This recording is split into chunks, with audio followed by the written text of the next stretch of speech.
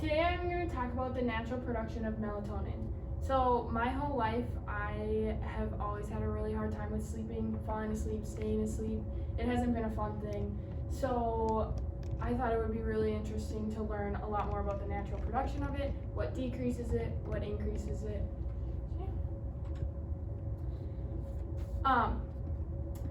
So today we're going to be talking about the where and how of melatonin and how it's produced, where it's produced, the connection of melatonin and the circadian rhythm, and then what decreases the production of melatonin in your body and in your systems.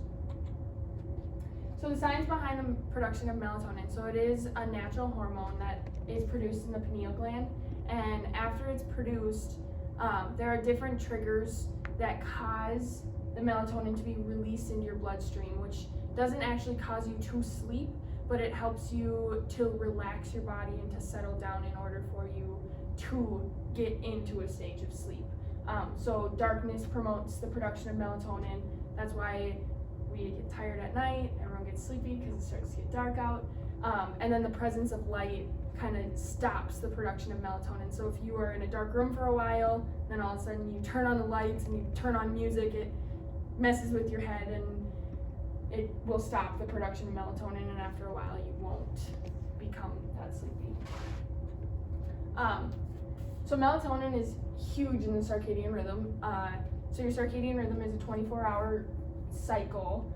That's part of your internal clock. And the melatonin is very present from about 9 o'clock at night to probably 8 o'clock in the morning, depending on how your sleep cycle works. It varies different person to person. So the phrase circadian rhythm comes from that Latin word circadium, and it means around a day. So that's a 24-hour clock. And so many organisms have this function, such as a flower knowing when to open and close in the day, or also like when to bloom and when to start kind of decaying off.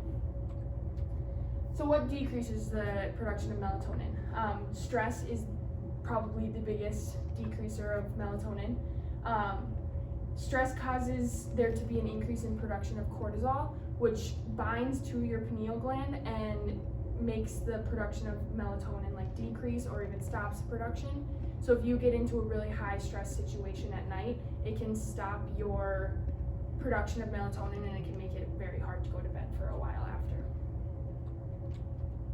Another way that decreases your production of melatonin is the exposure to a lot of light, or specifically blue light at night. So any of the light that comes from your phone or your computer is considered blue light. And that light going into your brain tells your brain that it's sensing the light and it's daytime out, so it's not time to produce melatonin, it's not time to go to bed. Another thing that decreases melatonin production is the lack of natural light during the day. So someone who is cooped up in a cubicle in an office and doesn't have a window is not going to get very much natural light during the day. And so your body is used to that regular light and not having as much light as there is from the natural light outside. So it won't produce the melatonin that is needed at night to help you fall asleep due to the lack of natural light during the day.